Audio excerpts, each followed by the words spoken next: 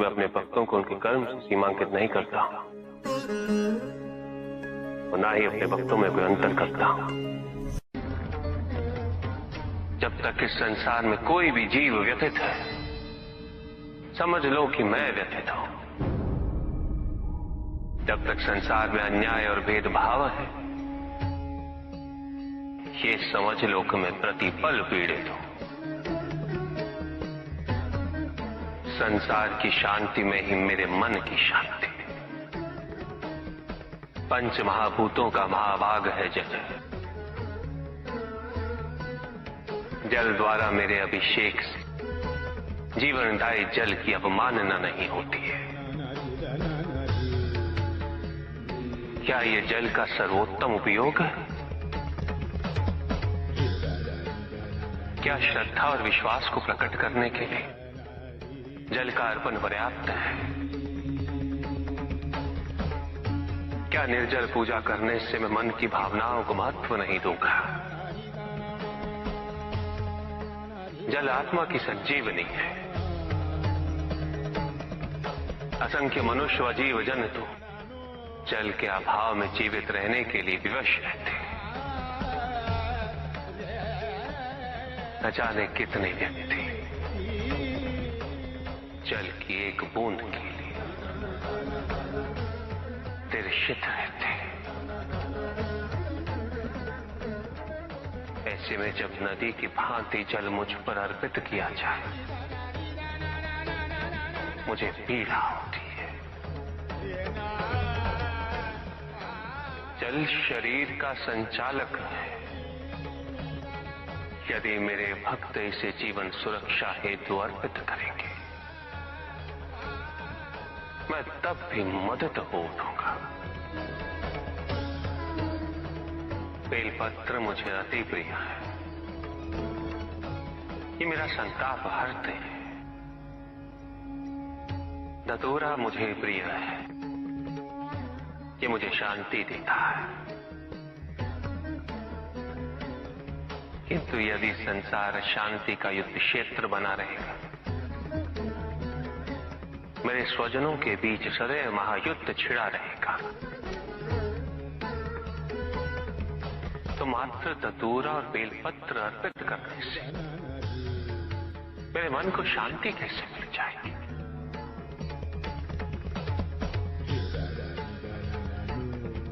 मेरी पूजा संपन्न कैसे हो जाएगी? उपासना में यदि मेरे जैसे हो जाने का भाव है, तो मेरी सच्ची उपासना है। यदि उपासना का भाव मेरे लोग और मेरे समीप आने की कामना है, तो सच्ची पूजा और भावना है। तुम मन में स्मरण करो, मैं सुनता हूं। तुम मन में मुझे पुकारो, मैं आता हूं। मुझे कुछ नहीं चाहिए। यदि तुम मन को शिवमय बनाते हो, तो वही मेरा शांति से परिपूर्ण कैलाश है। वही मेरी सुंदर काशी है। वही मेरी उज्जैनी है।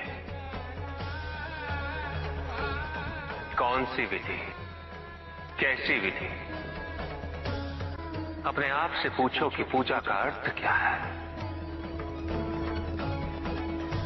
पूजा तो केवल एक माध्यम है मुझ तक पहुंचने का, मुझसे जुड़ने का, मुझसे एक होने का। किंतु जो मुझे ही विभाजित कर दे, वो मुझसे एक कैसे हो सकता है? कैसे जुड़ सकता है मुझसे? जो अपनी भक्ति के मार्ग को औरों के मार्ग से श्रेष्ठ समझे,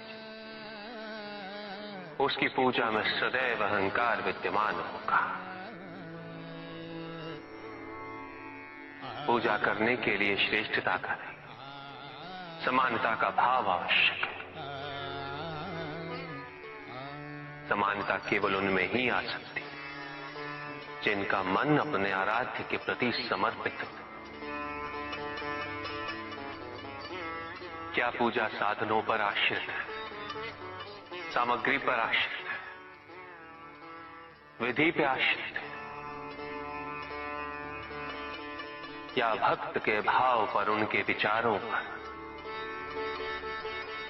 यदि पूजा करते समय व्यक्ति को यह स्मरण रहे कि वो कितनी श्रद्धा, कितने समर्पण और कितनी भव्यता से पूजा कर रहा है, तो वो पूजा नहीं। जिस व्यक्ति के मन में ये विचार हो कि उसके पास पूजा के पर्याप्त साधन नहीं, तो पूजा उसकी भी सच्ची नहीं होती। पूजा तो केवल वही सच्ची है जब भक्त के मन में आराध्य के अतिरिक्त कोई विचार ना हो, कोई संकोच ना हो। भक्त को यह अनुभूति हो कि वो अपने आराध्य से पृथक नहीं, उसके आराध्य उससे पृथक नहीं। और जो भक्त ऐसा सोचेगा वो भक्ति के अन्य मार्गों का भी सम्मान करेगा। स्मरण है, मुझे पाने के लिए किसी और व्यक्ति को माध्यम बनाने की आवश्यकता नहीं, क्योंकि भक्त मुझे अपने मन की पवित्रता से प्राप्त कर सकता है। यदि भक्त का मन ही निश्चल नहीं, तो किसी और के माध्यम हो जाने से वो कैसे संभव हो जाएगा? और यदि मन पवित्र है, तो फिर माध्यम की आवश्यकता ही क्यों? मेरी प्रार्थना करने के लिए प्रेम पूर्ण हृदय चाहिए। ऐसा हृदय जो जीवन के प्रत्येक क्षण प्रेम पूर्ण रहे। और यह तभी संभव है जब व्यक्ति सबसे पहले अपने आप से प्रेम करना सीखे, अपने आप से जुड़ना सीखे। जब तक व्यक्ति को अपने मन में विद्यमान दिव्यता की पहचान नहीं होती, वो दूसरों में भी उस दिव्यता को नहीं देख सकता।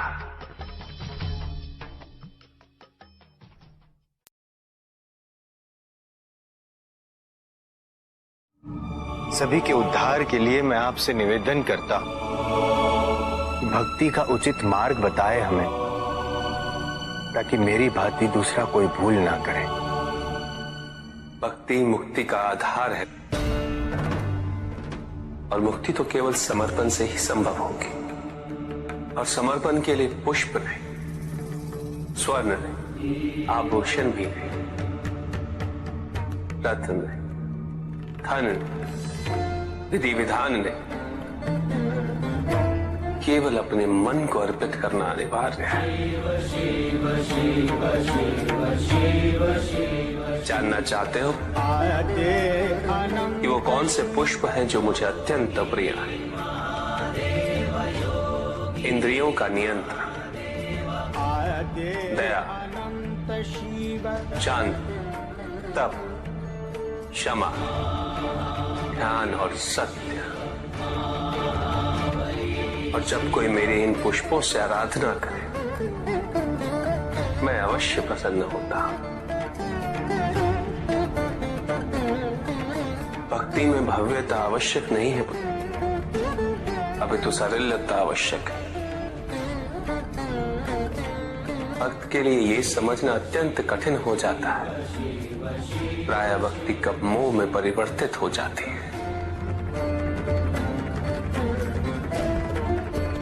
और ऐसे में पथ भ्रमित होना अनिवार्य है।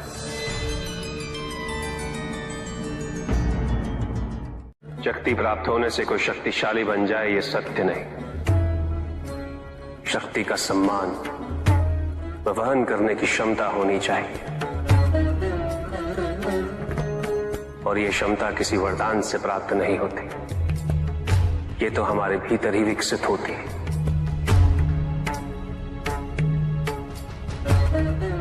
हमारे विचारों से, संस्कार से, दुख प्रभु।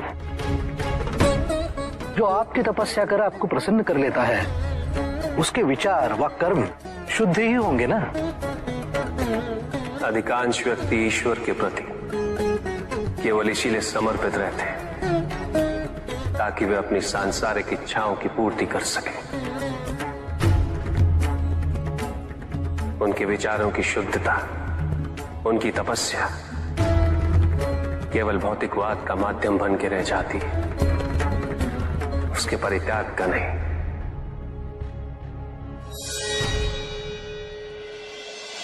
अहम भाव से ग्रसित ऐसे व्यक्ति अपने से परे देख ही नहीं पाते।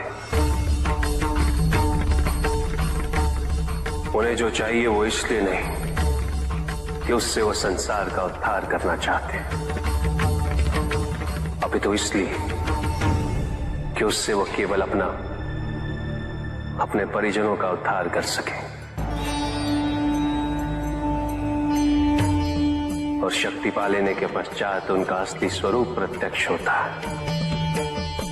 उनके व्यक्तित्व के दोष उभर कर सामने आते हैं। ऐसे व्यक्ति इस भ्रम को पोषित करने लगते हैं कि वही धर्म है, वही नियम है, और उनकी यही सोच उन्हें दायित्व विहीन बना देती है और वो अपनी शक्तियों को अत्याचार व शोषण का माध्यम बना लेते हैं।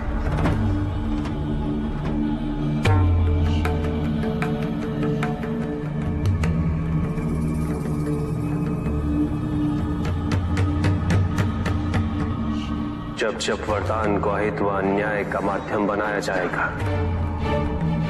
मैं या नारायण किसी भी रूप में अवतरित होंगे